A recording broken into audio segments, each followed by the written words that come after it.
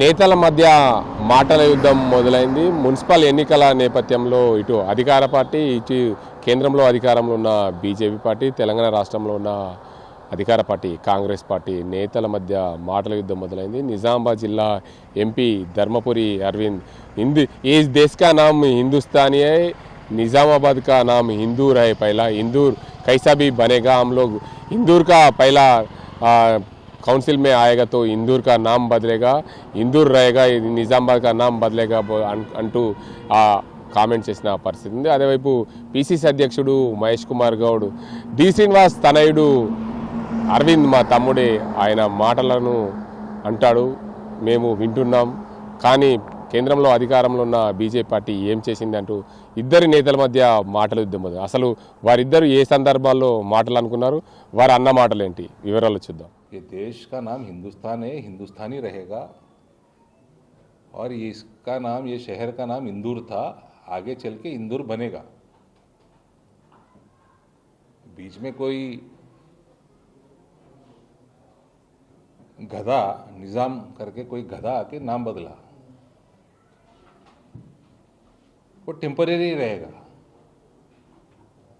इसमें उछलने का ज़रूरत नहीं है. बिल्कुल बनेगा इंदूर. लास्ट टाइम थोड़े में मिस हो गया, रेजोल्यूशन बना के वो बुड्ढे को फार्म हाउस को बेचते थे, रेजोल्यूशन म्यूनसिपाल्टी से. लास्ट टाइम थोड़े में मिस हो गया, ये बार मिस नहीं होगा. जितने सीट ज़रूरत है ना, उससे 15-20% ज़्यादा ही जीतने का हम प्लान कर रहे. और फर्स्ट रेजोल्यूशन जब नया म्यूनसिपाल्टी बैठेगा, कॉरपोरेशन बैठेगा, नाम बदलने का रहेगा और सीधा रेवंत के दफ्तर में भिजाया जाएगा. तो आपसे आप लोग भी इंदूर का नाम धीरे धीरे आदत कर लो. जितना जल्दी आदत करे तो उतना अच्छा है. आपका रेशन फ्री दे रहे, आपका जो ये सेल्फ हेल्प ग्रुप से लगभग 7,000 करोड़ का फंडिंग के सेंटर से है मेरे पार्लियामेंट में. पौलावाडी ఏమంటారు హిందీలో, वो नहीं आ रहा तुम लोगों को सेंटर से जो इंटरेस्ट पे सब्सिडी है वो आ रहा, स्टेट से नहीं आ रहा. ध्यान दो.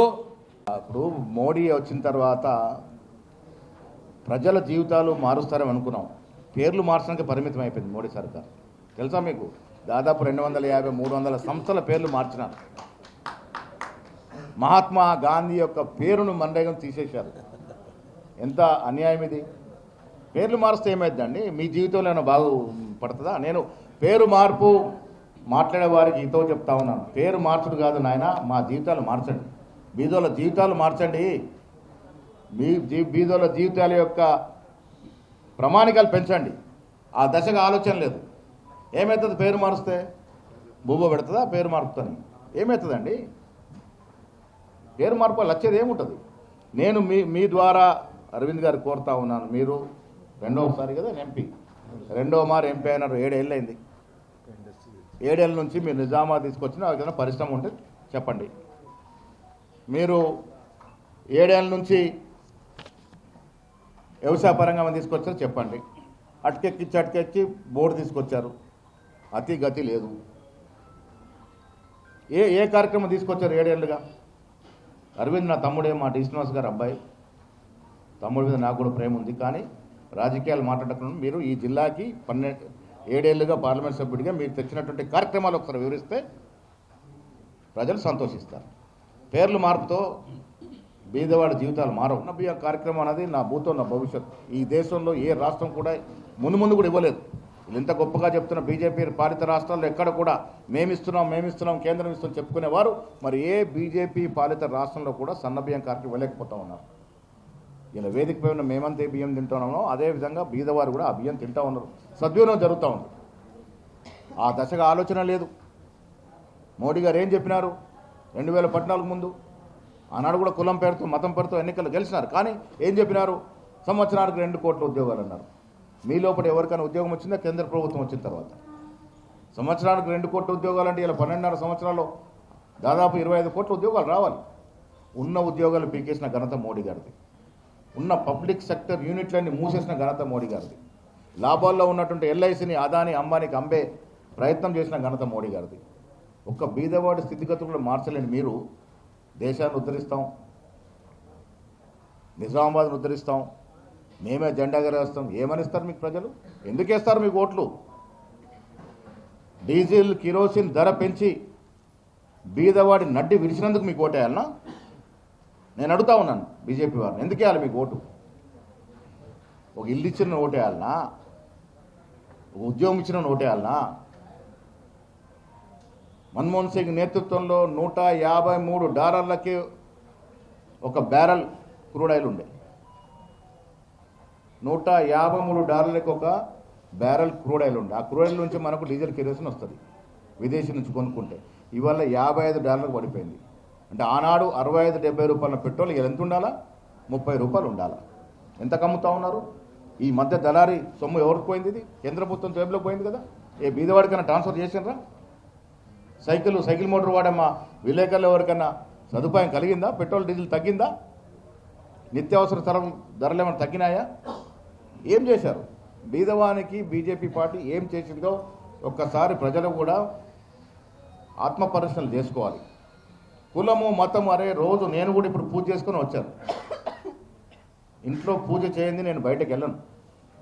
కానీ దేవుడి పేరు మీద ఓట్లాడే సంస్కృతి కాంగ్రెస్ పార్టీకి లేదు. నేను మీ ద్వారా వారిని అడుగుతా ఉన్నాను, శ్రీరామచంద్రుని వాడుకునే హక్కు మీకు ఎవరిచ్చారు?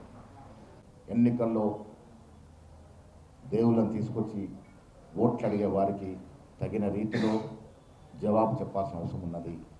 కేంద్రంలో బీజేపీ పార్టీ అధికారంలోకి వచ్చి 12 ఏళ్ళు పూర్తయింది. 12 ఏళ్లలో సంవత్సరానికి 2 లక్షల ఉద్యోగాలు, అంటే సుమారు 24 లక్షల ఉద్యోగాలు ఇవ్వాల్సింది. కానీ కేంద్రంలో అధికారంలోకి వచ్చిన బీజేపీ పార్టీ ఒక్క ఉద్యోగం ఇవ్వలేదు. నిజామాబాద్ జిల్లాగా గెలిచిన నిజామాబాద్ ఎంపీ 7 ఏళ్ల కాలం పూర్తయింది. 2 పర్యాయాలుగా ఎంపీగా గెలిచారు. నిజామాబాద్కు ఏం పనులు చేశారని చెప్పి నిజామాబాద్లో మీడియా సమావేశంలో ఏర్పాటు చేసిన తెలంగాణ రాష్ట్ర కాంగ్రెస్ పిసిసి అధ్యక్షుడు ఎమ్మెల్సీ మహేష్ కుమార్ గౌడ్ అన్న మాటలు. మరోవైపు నిజామాబాద్ ఎంపీ ధర్మపురి అరవింద్ కాంగ్రెస్ పార్టీ అధికారంలోకి వచ్చేందుకు అనేక హామీలు ఇచ్చింది. 420 హామీలు ఇచ్చింది, ఒకటి కూడా అమలు చేయలేదు. రైతుల కోసము ఏదైతే రైతు బంధును కూడా పూర్తి స్థాయిలో రైతాంగానికి ఇవ్వడం లేదు. అదేవిధంగా నిజామాబాద్ నగరానికి మేము ఎంతో చేశాం, కేంద్రంలో ఉన్న బీజేపీ పార్టీ వల్ల ఎక్కడ లేని అభివృద్ధి పనులు నిజామాబాద్ పార్లమెంట్ పరిధిలో ఓఆర్ఆర్లు నడుస్తున్నాయి, ఫ్లైఓవర్లు నడుస్తున్నాయి. మాధవనగర్ అదేవిధంగా ఫ్లైఓవర్ను బీజేపీ పార్టీ చేసింది. అర్సపల్లి ఫ్లైఓవర్ను బీజేపీ పార్టీ అభివృద్ధి చేసింది. అదేవిధంగా అడవి మాడిపల్లి, ఊరు మాడిపల్లికి సంబంధించిన ఫ్లైఓవర్లు బీజేపీ పార్టీ నిర్మించింది. ఇలా చెప్పుకుంటూ పోతే నిజామాబాద్ పార్లమెంట్ పరిధిలో అనేక పనులు చేశాం. అదేవిధంగా రైల్వేకు సంబంధించిన అంశాలు చూసుకుంటే ఇవి డబ్లింగ్ లైన్లు కూడా పూర్తి స్థాయిలో పూర్తి చేస్తున్న పరిస్థితులు. ఈ నేతల మధ్య మాటల యుద్ధం ఒకరంటే ఒకరు అన్న పరిస్థితులు నెలక. అసలు ఈ నేతల మధ్య మాటల యుద్ధం వారందరూ కూడా ఒకరిపైన ఒకరు దూసుకున్న పరిస్థితులు. ఇటు కాంగ్రెస్ పార్టీ పైన బీజేపీ నేతలు, ఇటు బీజేపీ పార్టీ పైన కాంగ్రెస్ పార్టీ నేతలు అంటున్న మాటలు ఇవి. ఇది ఇక్కడ పరిస్థితి. కెమెరా సజింతో Gangareddy, RTV Nizamabad. Local to global news at your finger tips. మీ చేతిలో ఒక ఆయుధం. Download Raw TV app. Media legend Ravi Prakash is back.